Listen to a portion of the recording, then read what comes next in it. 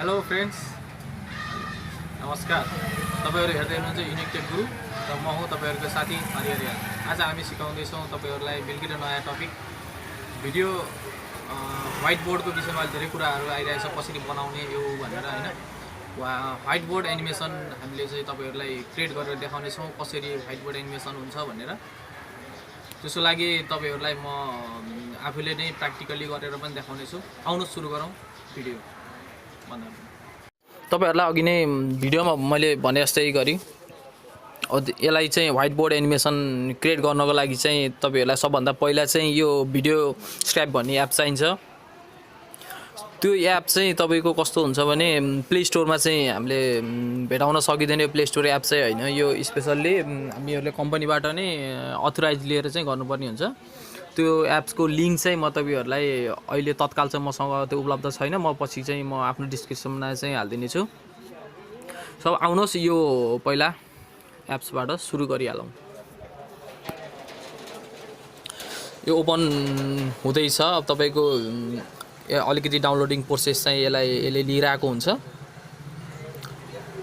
यस्तो किसिमको टाइमलाइन तपाईलाई देखाउने छ। यो एप्स ओपन भइसकेपछि यहाँनेर प्लस मार्क गरेको उस टाइमलाइनमा चाहिँ क्लिक गरिदिनुस्।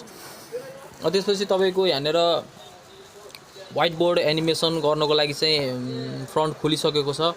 यसमा सबैभन्दा पहिला चाहिँ म तपाईहरुलाई यो माथि जुन टप साइडमा देखिएको छ त्यसको बारेमा चाहिँ के देखाउने, त्यसको बारेमा चाहिँ सबभन्दा पहिला चाहिँ म तपाईहरुलाई जानकारी गराउने छु।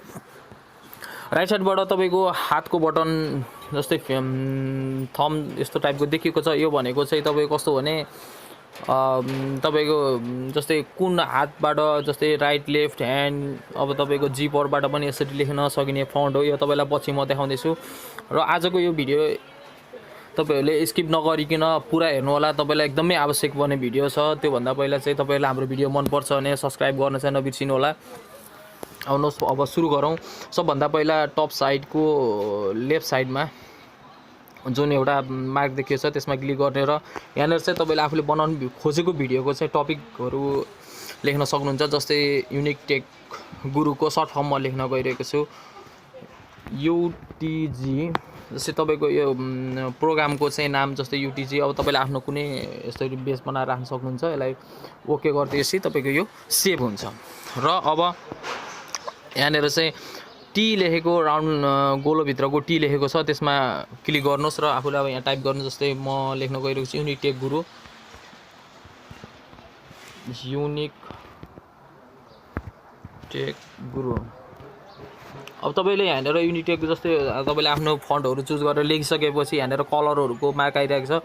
यसमा गएर तपाईले जुनसुकै कलर पनि यसलाई लिन सक्नुहुन्छ। जस्तै कलर मैले चुज गरिसकेको छु, यसलाई राइट बटन क्लिक गरिदिनुस्। अब यो आइसकेको छ। यसलाई चाहिँ यहाँनेर ठुलो साइज गराउनलाई अथवा यसलाई मुभ गर्नलाई पनि सजिलो छ। जस्तै तपाईले फोटोहरुलाई जसरी गर्नुहुन्छ त्यसरी नै गर्ने हो, त्यो धेरै अप्ठ्यारो हैन। जस्तै तपाईले यो गराइसक्नु भइसकेपछि अनि अब तपाईले यसमा चाहिँ फोटो एड गर्न सक्नुहुन्छ। जस्तै तपाईको आफ्नो फोटोहरु अथवा अन्य एनिमेटेड फोटोहरु, आफ्नो फोटो एड गर्नलाई तलपट्टि दिएको फोटो बटनमा चाहिँ क्लिक गर्नु होला। जस्तै अब यहाँनेर मैले एक्जाम्पलली मिन टाइप गर्छु, MEN। यहाँनेर कुनै मान्छेको फोटो आउँछ, मलाई सर्च गर्दिनु। जस्तै यहाँ थुप्रै आइसकेको छ। जस्तै कुनै एउटा एक्जाम्पल एउटा लिदिउँ, यो आयो। अब यसलाई चाहिँ यहाँनेर साइज एडजस्ट गरिदिनुस्। साइज एडजस्ट भइसकेको छ। साइज एडजस्ट भइसकेपछि यसलाई चाहिँ अब कति सेकेन्डमा चाहिँ यो व्हाइट बोर्डमा चाहिँ ड्र हुने भन्ने विषयमा पनि हुन्छ। यसलाई 30 सेकेन्ड चाहिँ हालेको छ। तपाईको तलपट्टि देख्न सक्नुहुन्छ। यहाँनेर क्लिक गरेर यसको साइजको टाइम चाहिँ तपाईले यहाँनेर चाहिँ सेट गर्न सक्नुहुन्छ। जस्तै 30 सेकेन्डहरु एकदम लामो समय हुन्छ। यसलाई चाहिँ म्याक्सिमम 4 सेकेन्ड जति राख्दिनुस्। 4 सेकेन्ड राख्नु हो भने चाहिँ छिटै यसलाई प्ले गर्न सक्नुहुन्छ। राइट बटन क्लिक गरेर ओके गरिदिनुस्। यो भयो पहिलो पेज। अब यसलाई चाहिँ सेकेन्ड पेजको लागि चाहिँ यसलाई स्लाइड गरिदिनुस्। जस्तै यसलाई स्लाइड गरेर जबसम्म यो देखिँदैन त्यसपछि बस यति भएपछि भयो। अब यसलाई चाहिँ सेकेन्ड पेज क्रिएट गरिदिनुस्। यसमा जानलाई फेरि पहिले जस्तै सेम रुल्स, टीमा जानुस्, लेख्नुस् thank you for watching, thank you for watching. Same colour पनि हामीले चुज गर्नु। जस्तै रेड हान्दिनुस्। अब यसमा रेड भयो, साइज गरिदिनुस्। अब यसरी गइसकेपछि अब यहाँनेर अर्को कुनै फोटो हाल्नु आफूलाई मन लाग्यो भने फेरि यहाँनिर माथि गएर फोटोमा जानुहोस्, फोटोलाई चाहिँ सिलेक्ट गरिदिनुहोस्। यहाँनिर फोटो प्ले हुन्छ।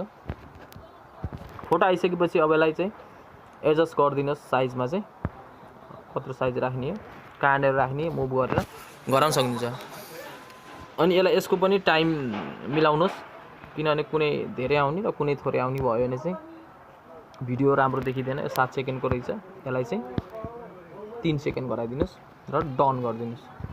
ओके, यति भइसकेपछि चाहिँ डन भइसकेको छ। यस्तै गरी नै अब जस्तै यसलाई अरू नेक्स्ट पेज गर्नु छ भने फेरि यसलाई स्लाइड गरिदिनुहोस्, स्लाइड गर्दै जानुहोस्। अनि फेरि अर्को पेज यहाँनिर गएर सुरु गर्नुहोस्। जस्तै लेख्नुहोस् जेपिटी, आफूलाई के लेख्नु मन छ होइन, फेरि यो लेखिदिनुहोस्, कलर चुज गरिदिनुहोस्, ओके गरिदिनुहोस्, यसलाई फन्ट बनाइदिनुहोस्। धेरै कुराहरू चाहिँ यहाँनिरबाट गर्न सकिन्छ।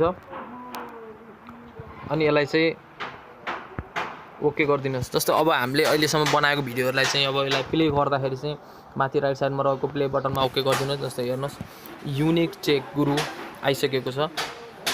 त्यसपछि हामीले यो एउटा फोटो लिएको थियौँ, त्यो फोटो पनि डिस्प्ले भइसकेको छ। थ्याङ्क यू फर वाचिङ जुन हामीले लेखेको थियौँ यो पनि आइसकेको छ। अनि यहाँनिर एउटा फोटो थियो, त्यो फोटो पनि प्ले भइसकेको छ। मैले लास्टमा लेखेको यो। अब तपाईँको यहाँनिर चाहिँ कस्तो छ भने अब म्युजिकहरू यसमा एड गर्न सक्नुहुन्छ। जस्तै यहाँनिर म्युजिकहरू हुन्छ होइन, यो म्युजिकहरू कुनै पनि चुज गरेर यसलाई एड गरेर भिडियोलाई अन्य टाइपमा पनि गर्न सकिन्छ। त्यस्तै अर्को छ तपाईँको आफ्नो भोइस रेकर्डहरूलाई पनि यहाँनिर चाहिँ राखेर रेकर्ड बटनमा क्लिक गरेर चाहिँ अब कति सेकेन्ड अब यो अपलोड भइसकेपछि चाहिँ रेकर्ड गर्न सकिन्छ। जस्तै यहाँनिर अब यो रेड बटनमा चाहिँ क्लिक ओके गरिदिनु भयो भने चाहिँ तपाईँको आफ्नो भोइस रेकर्ड पनि यसलाई चाहिँ रेकर्ड गर्न सकिन्छ। त्यस्तै रहेको छ अर्को जुन यो थम जस्तो हातको सिग्नल दिएको छ, यसमा जानु भने जस्तै अघि हामीले लेखेको चाहिँ राइट साइडबाट ह्यान्डबाट लेखेको थियो, अब यसलाई लेफ्ट साइड गराउनलाई चाहिँ यो ह्यान्ड यसरी आउँछ। अनि यसलाई चाहिँ ओके गरिदिनुहोस्। अनि त्यसपछि आएर अब यो हामीले बनाएको भिडियोहरूलाई चाहिँ सेयर गर्नको लागि चाहिँ भिडियो बनिसकेपछि यसलाई सेयर गर्नुपर्ने हुन्छ। र सेयर गर्नको लागि चाहिँ टप साइडको राइट साइडको लास्टको जुन एरो देख्नुभएको छ त्यो एरोलाई चाहिँ ओके गरिदिनुहोस्। र यहाँनिरबाट आफूले युट्युब फेसबुक अब कहाँनिर आफूले यसलाई सेयर गर्नुपर्ने हो त्यहाँनिर सेयर गरिदिनुहोस् र इन्जोय गर्नुहोस् व्हाइट बोर्ड आर्टमा। Thank you so much for watching this video. Thank you.